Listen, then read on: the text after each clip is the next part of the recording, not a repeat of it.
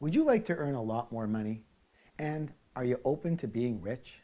If so, you have definitely come to the right place. My name is T. Harv Eker, and welcome to my web class, Zero to Multimillionaire.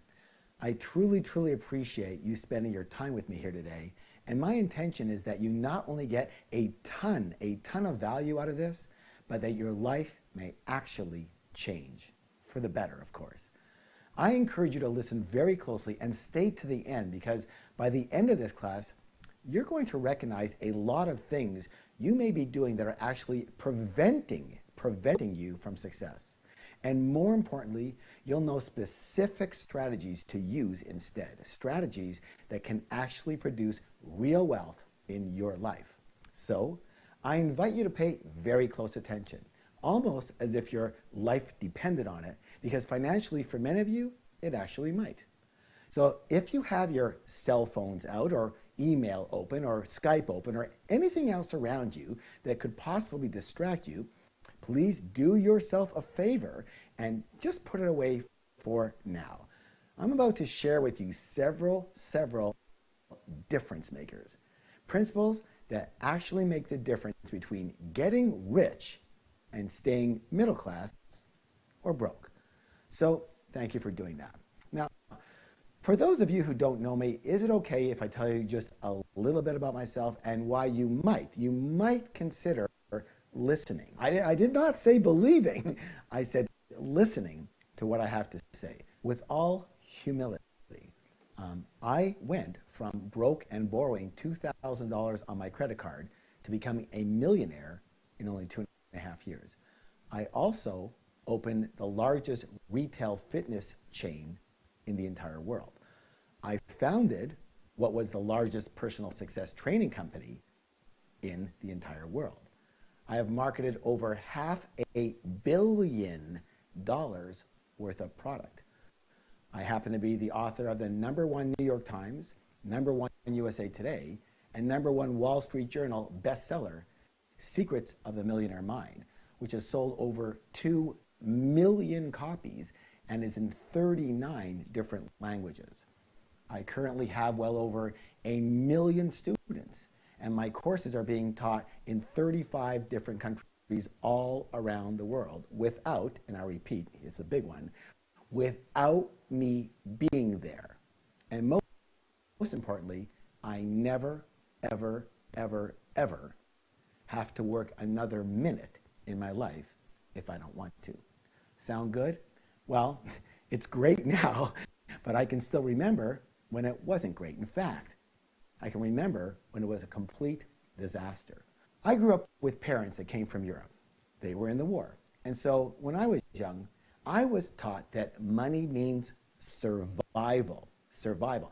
It doesn't mean new clothes, a hot new car, a new boat. It means survival. If you had a lot of money, you lived. If you didn't have a lot of money, you died. It was as simple as that. I left school after first year of college because I wasn't a millionaire yet. And over the next 10 years, I went through 14, let me say that again, 14 different jobs and 12 different businesses. And I was constantly broke. I remember always having to make a choice between putting $5 worth of gas in my car or eating dinner that night. I'll tell you what, it was a horrendous way to live, and trust me, I tried everything, but I just could not create success with anything I did. And it wasn't like I wasn't trying to learn as well. I mean, I was. I read all the books. I listened to all the tapes. I went to all the major seminars. But nothing that they taught me seemed to work for me. I ended up moving back in with my parents and living in their basement because I was broke again. Then by, I guess, a stroke of luck or good fortune or serendipity, I met a friend of my father's that was over at my parents' place, and they were playing cards. And he said that he heard that I was broke and depressed and that I couldn't make a decent living. I said, "Where'd you hear that?" He said, "Your father." I said, "Oh, thanks a lot, Dad." Anyways, he then proceeded to give me some advice that was to change my life. He said, And please listen closely. He said this. He said, Harv, if you're not doing as well as you'd like to be doing right now, all that means is that there is something you don't know. Now, being a brash young man at the time, I thought I knew pretty well everything. But obviously that wasn't so because of my results, remember? And so, for one of the first times, I actually listened. He said, don't you realize that rich people tend to think and do things the same way as each other? And then he asked me what I wanted to do. And I said, well, I want to get rich. And he said, in what arena? I said, in business.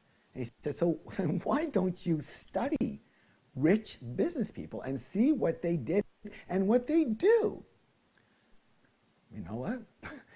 I don't even know why I never thought of it before, but I never did. And it just seemed to make sense at the time. It was one of those things. You know what I'm saying? Plus, there wasn't much else going on. So I spent the next 6 months and I devoted myself to studying rich people. And in fact, I did find many, many similarities and principles they seemed to use, especially when it came to business. So I borrowed $2,000 on my credit card and I started a new business and I put these principles to the test. And all I can tell you for sure is that they worked. I opened one of the first retail fitness stores in the world, and I ended up opening 10 more stores in only 2.5 years, and I became a millionaire. And of course, I got myself a car finally, and I got myself a house finally, and I got myself some decent clothes finally. And people who I'd known from before, well, they started asking me, hey, what did you do? They said, what the heck happened? I mean, when I knew you, you were broke. You never had any money. You were always bumming rides because you didn't have a car. Now you're pretty well rich. How did this happen? So I began sharing some of the principles that really made the difference for me between when I was broke and when I became comparatively rich. And this seemed to really resonate with them because they were making some of the big mistakes that I had made. And the information made a huge difference in their lives too. So, needless to say, I've continued to learn more and earn more, and of course, teach more now. As they say, hindsight is 20/20, and so I can really see the difference between who I was and what I used to think and do when I was broke versus now that I'm a multi, and I can go on for a few minutes, millionaire. So that's what you're here to do today. That's what we're here to do, to learn some of those critical differences, because my guess is that many of you are in the same position that I was. Not necessarily broke, but maybe not as rich as you'd like to be either. So let's talk about just a few of the lessons that I learned that made the biggest difference for me, and I pray, will make the biggest difference for you too. Let's go with number 1. Very simple. Own your own business. Now you may do that now, you may not do that now, but whatever it is, if you own your own business now, this may reignite you or give you some other clues if you were thinking otherwise. Let me ask you this question. In your opinion, what's the best way to make sure you win a game? There's a lot of good answers, but here's the best one that I know. How about make the rules and be able to change the rules whenever you want? You're pretty sure to win the game, right? Remember, I had 12 businesses, but I also had 14 different jobs. So I really was pretty unsure about which way to go, especially when my businesses weren't doing well. I always went back to a job. So I was wondering, should I go the job route? For sure, more security, less risk, a steady paycheck, you can probably sleep well at night. Or should I go back to owning a business? More risk, but definitely more upside. Well, after all these years and after all these trials, I can safely say that for me, it's not even close. What I actually realized was that I was and am unemployable. Hence, going through 14 jobs before I realized that. I just cannot work for someone else. I don't know, I guess I must have a problem with authority, but I'm just not good with other people telling me what to do, what I can do, and what I can't do, when to come, when to go, when to pee, when to whatever. You know what I'm saying? I think you know what I mean. And I don't know about you, but I like to be in charge of my own life. I also really enjoy being creative and coming up with ideas and being able to implement those ideas without having to get some kind of approval from some higher up or go through an entire political process to get something done. What I especially like about owning your own business is that you have put yourself in a position where creating wealth is at least possible. Now, think of it this way. You know, tennis. Everyone's watched tennis, played tennis, whatever. But if you're playing tennis and the ball is way over here, okay? And so the first thing you have to do if you're going to hit the ball is, if you're way over there, you've got to get yourself in position to be able to hit the ball. You can't hit a good shot from way back over there. There's no way. Well, it's the same with wealth. You have to give yourself a chance, and your best chance comes with your own business. You know, the research shows that 90% of all self-made millionaires did it in their own business. Why? Well, let me tell you why. Because of what I call wealth rule number 1. Make sure you memorize this. You write this down. You print it on your forehead, on your mirror. Wealth rule number 1, and here it is. No limits on your income. I will repeat that. No limits on your income. Here's the problem. If you are in a job, or you get paid a set salary, or even any situation where you get paid by the hour, that means you are being paid for your what? Your time. And of course, here's the challenge. There's only 24 hours in a day.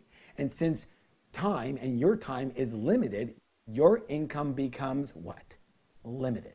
And you've broken the most important rule of wealth. Again, no limits on your income. Listen, I'm not saying you can't get rich with a job. You know, if you happen to be the CEO of one of the largest companies in the country, sure, maybe you can. You probably will. It's also very possible to become financially free with a job, as long as you are a great, let me repeat, a great money manager and a great investor, which of course most people aren't. But again, you can get free. I just wouldn't count on getting rich. None of this is to say that every single person is cut out to own their own business, though.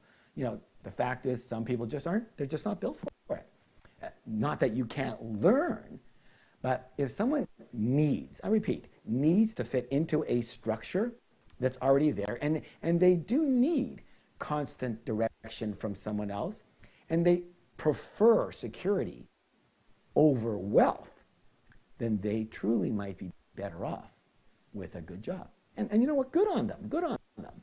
I truly wish them, I truly wish, if that's you, I wish you all the best. It's just not for me or anyone else who really wants to get rich. So bottom line, when I was broke, I was going back and forth between job and business and job and business, etc., etc. Now that I'm rich, however, I would never even consider a job. In fact, I'm already semi-retired, and I only work once in a while because all my businesses run without me. But you know what's funny? I do get offered jobs all the time. And you can imagine it's for big money. And it's funny, I always say the same thing. I say, no thank you, I have a job allergy, you see. I actually start sneezing and breaking out in hives. I become depressed. So thank you so much for your offer, but I'll tell you what, your business sounds great, and if you're looking to sell it, let's talk. The truth is, I actually don't say that I have a job allergy out loud, but it's true. It's true, because job and rich, they don't go together. Let me repeat that. Job and rich do not go together. But Harv, don't you know that 80% of all new business startups fail in their very first 3 years? Yeah, I think I've heard that. And there's a reason that they fail. Here it is. Those people don't know what they're doing. And they're probably doing everything that I did that didn't work. What I know for sure is there are ways to do business that actually work in the real world and ways to do business that actually do not work in the real world. And you have to know the difference. And from my experience and with my students, the results are just the opposite, actually. 80% succeed in their business, and the others, they don't continue because they found this particular business didn't suit them, and so they close that one down and they start a newer one. They don't fail at it, they just go, you know, it's not for me, this one would work better. So we're going to cover a lot more about that a little bit later, but for now, let's get to the key lesson here. So broke Harv had jobs. Rich Harv owns businesses. I'd like to offer you something called a declaration. I do this in my live seminars, but let's do it together too. Why not? It's very, very worthwhile, I find. It's simply a statement that you're going to make out loud. And what it does is it actually sends a vibration through your entire body that is in alignment with what you want to ingrain into you. Here's your declaration. I own my own business because I choose to be rich. Would you repeat that with me? Let's play. Let's just have some fun. I own my own business because I choose to be rich. Here's what I want you to do. I want you to take one hand, take another hand, give yourself a high five and say, I'm amazing. All right, good job. All right, so you've never done anything like this on a webinar. I understand, but whatever, you know, it works. Doesn't hurt to say you're amazing, does it? Because you are. All right, let's get to the second point here. Here it is. Here it is. Focus, focus, focus. As I mentioned, I think, I went through 12 different businesses. What I didn't mention was that I actually had 4 businesses at one time. I had a line of novelty t-shirts that was actually going pretty well. And then a friend of mine, he showed me these very unusual hats. They actually had stuffed animals on them, and they were very, very cool. They were fun, and he said, hey, Harv, you know, you're already going out there, you're already visiting all these shops. Why not carry this line of hats and show them this line too? And you can then pass by some schools and the universities, you know, and clubs, and you're going to double your income. You know what I said? Sounds good. And what did I do? I got into the hat business as well. A short while later, I discovered this really, really cool line of jewelry. I said to myself, hey, I'm already out there on the road. Maybe I can stop into some jewelry stores and sell them this line, and I could even earn even more money. A few weeks after that, another friend shows up, and he shows me what he's doing. He had these coupon books. And these coupon books gave people discounts on all sorts of things. You've probably seen them. And you can actually save thousands and thousands of dollars if you use them, and it only costs $30. So what do you think I said? Hey, you know what? I'm already on the road, and I'm meeting all these people. I'll just show them the coupon books, and now I'll really be making a fortune. And besides, you know what's going on in my mind? I also thought in the back of my mind that if I had more than one business, it would be safer. It would take the risk out of it, you know, and it would assure me of some kind of success because I always had a backup in case something else didn't work. So what was the result of all this? Well, I went from doing pretty decent to completely broke again. I couldn't understand it. How could more be less? And that's because at the time, I didn't understand something called energy. Bottom line, it takes an enormous amount of energy to get something going, especially at the beginning. Let me give you an example. Imagine a rocket launching, okay? And imagine all the power that it takes to get this thing off the ground. Obviously, all the thrusters have to be facing in the same direction, especially at the beginning for the rocket to escape Earth's gravity, yes or yes. Now, imagine for just a moment, one of the thrusters, let's say it's got 3 thrusters facing down, boom, right? One of the thrusters was facing outward, instead of directly down. It was facing outward. Let me ask you a question. What would happen? Simple. That rocket would go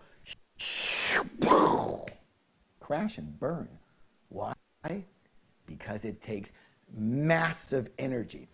1,000% focus in one direction for the rocket to launch successfully. You know what? Same in your business.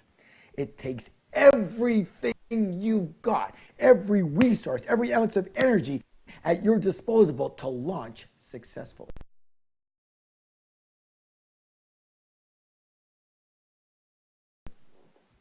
And what did broke Harv do?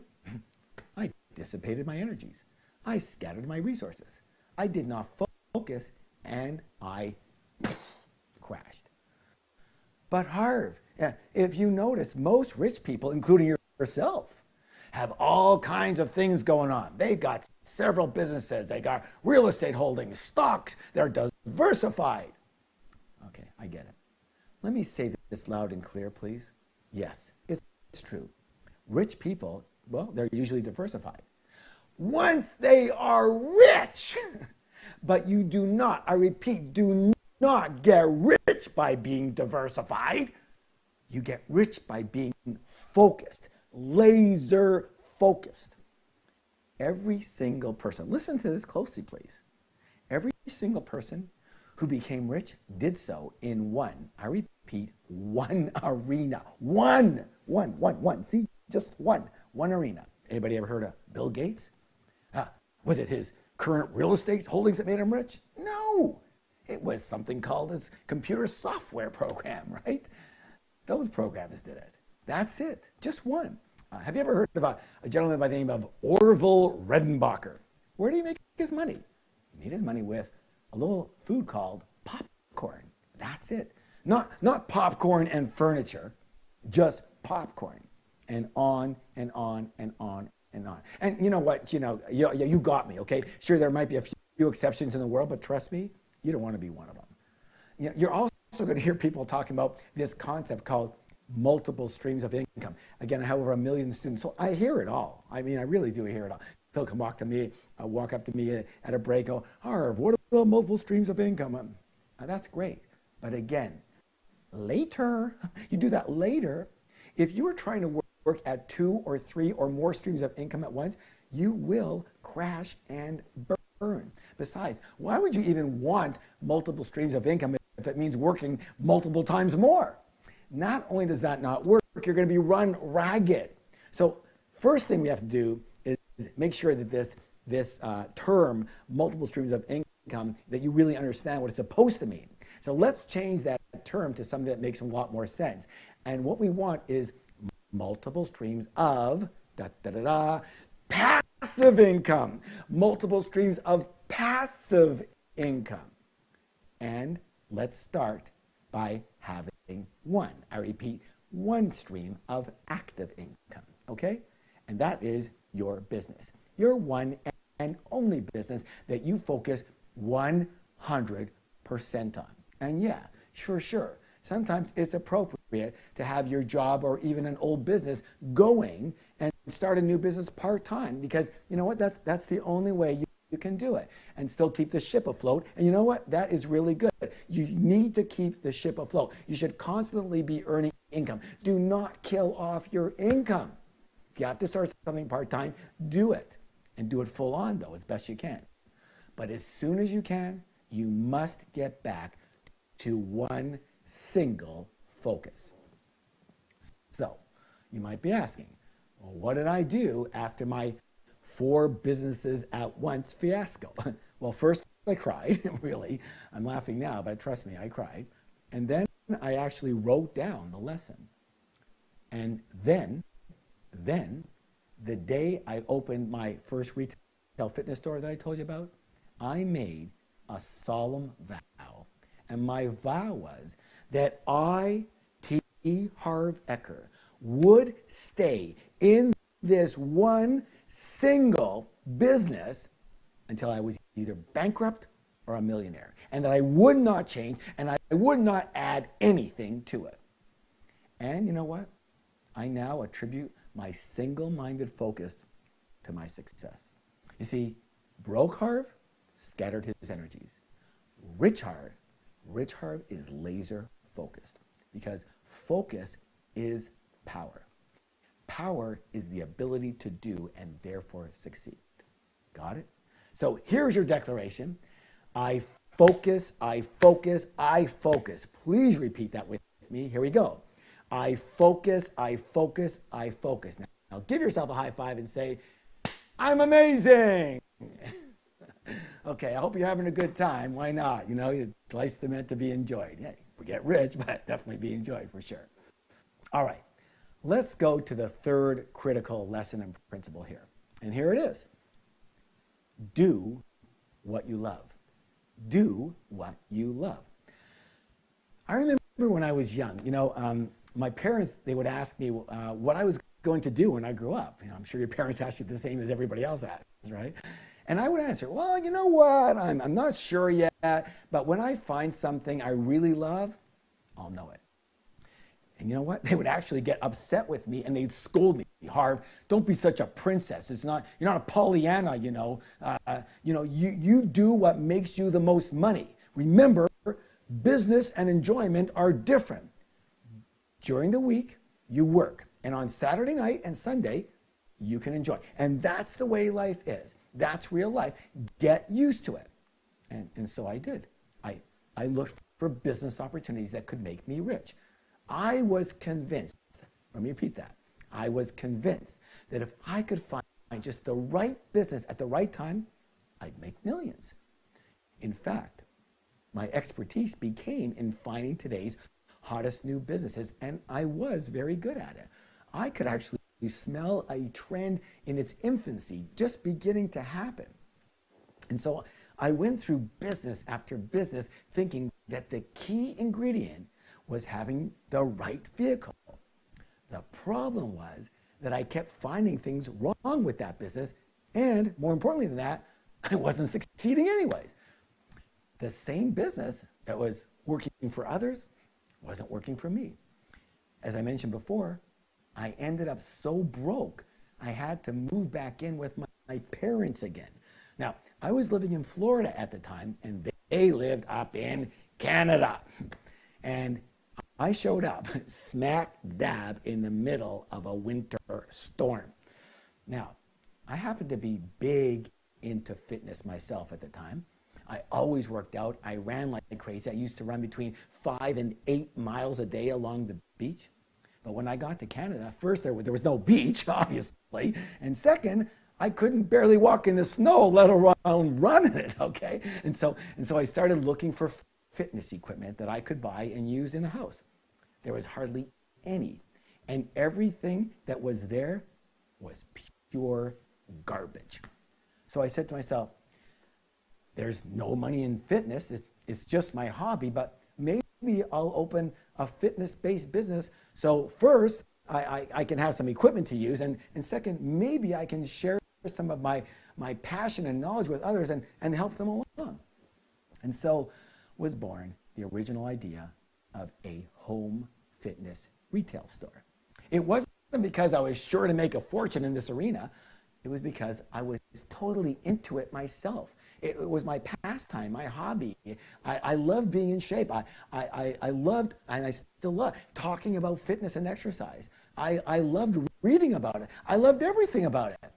And it was out of sheer frustration of not succeeding in anything else that was supposed to be this hot business that I was actually willing to try. And I said, what the heck? I'll do this just because I like it. And if I make enough to survive, at least I'll survive. At least I'll enjoy it. And of course, as they say, the rest is history. I got rich, and I learned a very, very valuable lesson. And the lesson is that the shoe has to fit. I repeat, the shoe has to fit. In my live seminars, to prove this point, I often ask the participants to take their shoes off, and they oblige, they do. And then I say to exchange those shoes with the person beside them. And they do. And then I say, I want you to then walk in the other person's shoes. And I'll tell you what, it is absolutely hilarious to watch this because nobody nobody can walk like 5 yards without either falling over or sitting back down because their feet hurt so bad. And then I say, how many of you would be willing to walk in those shoes for 8 hours a day, the shoes that don't fit you? And they all laugh and they go, of course not. Who would do that? And I answer, you would. You would. All of you who are in a business or even a job that you don't love. Now again, I'm not saying you have to love every single thing about it. Nothing's perfect that way. You know that. But you do have to at least have a strong interest in the arena. And hopefully maybe even a bit of a natural talent in the arena as a whole. And I don't mean the technician part. I mean the industry, the field, the arena. And so maybe you're not the greatest golfer yourself, but you love golf. Maybe you love books. Maybe you love fashion. Maybe you love furniture. And maybe you love video gaming. Great. And that's the arena you should be involved in. Why? Well, first, because you're going to enjoy your life more, and I think that's important, and I'm sure you agree with that. But second, because you're going to have much, much more success. You're going to have more success because you'll have more energy, more excitement, and more enthusiasm around this business. And you know what? Enthusiasm is the greatest sales factor in all of existence. I'm going to say that again because people don't really understand this too well and they don't use it. Enthusiasm is the greatest sales factor in existence. Enthusiasm is energy. It is a contagious energy. Your excitement and your energy are transferred to your prospective customers or clients, and they are much, much more prone to buy from you. Now, another reason you're going to succeed is because you will at least stay with that business. I want to give you an example that's been very effective, again, in my seminars. Suppose, for example, that you are on a highway, a freeway, okay? And you are, you know where you're going. You want to get there fairly quickly.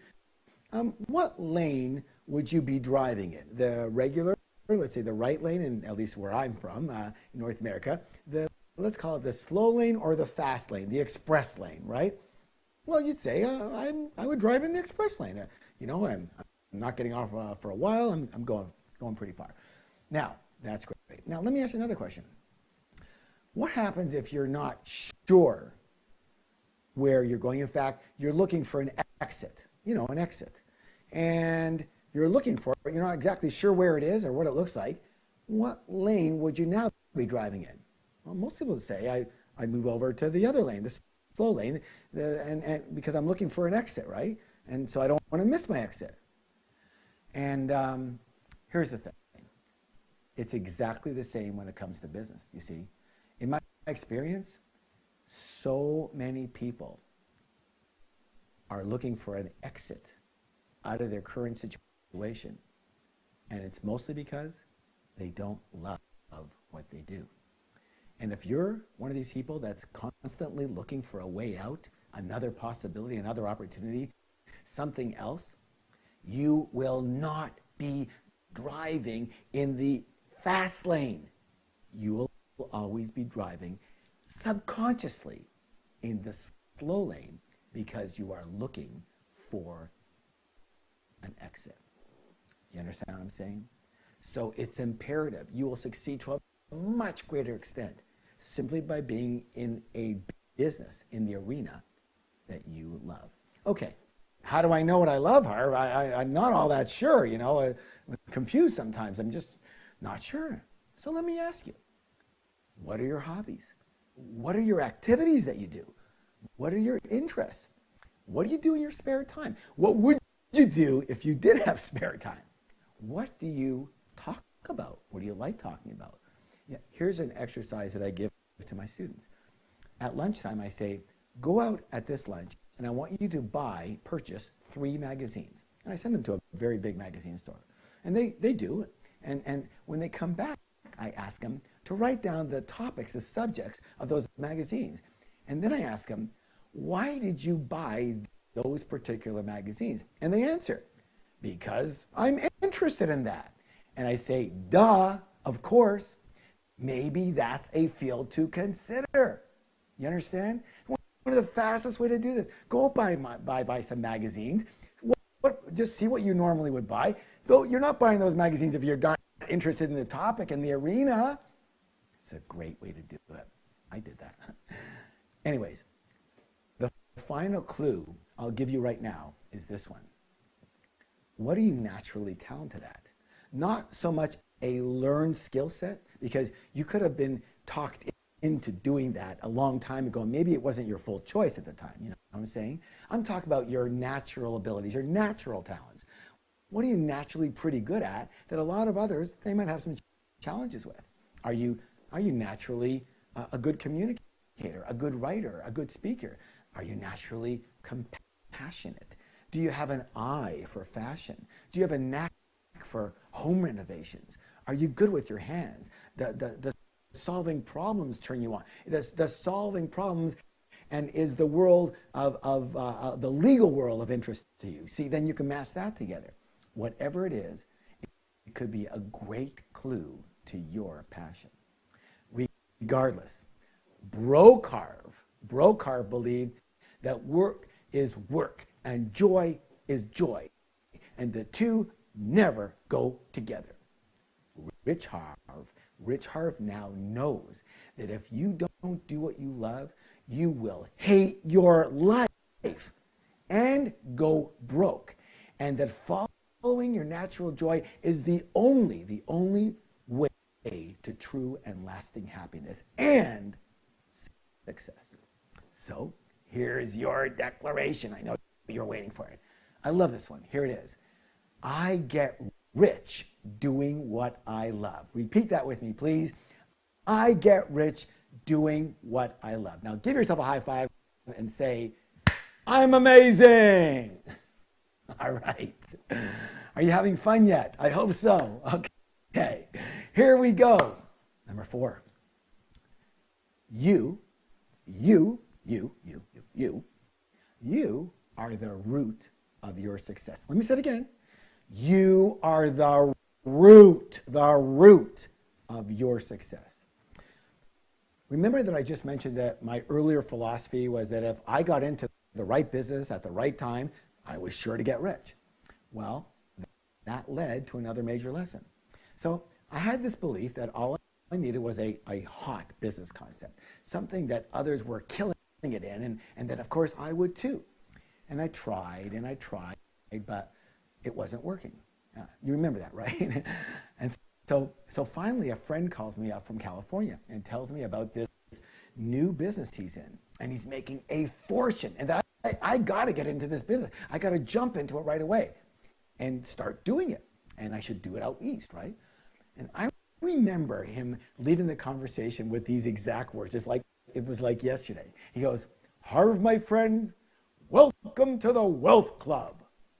And I think you probably can imagine how excited I was. I was like, oh my God, I finally got it. Finally, all my work was going to pay off. Finally, I was going to realize all my dreams. It was now going to happen. Fast forward 5 months. My friend, still killing it. Even more, making a fortune. Me, I'm losing more and more and more money. It's hemorrhaging. And I'm just about broke again. I could not believe it. How could this be? How could I be going bust in the very same business that he was making a fortune in? I remember standing in front of the mirror, wondering what to do next. And then, like a ton of bricks, it hit me. I remember saying to myself, wow, maybe it's not the business. Maybe it's me. I had to take a deep breath because I was getting depressed. I was actually embarrassed. Could it be true? Could it actually be that I was the problem?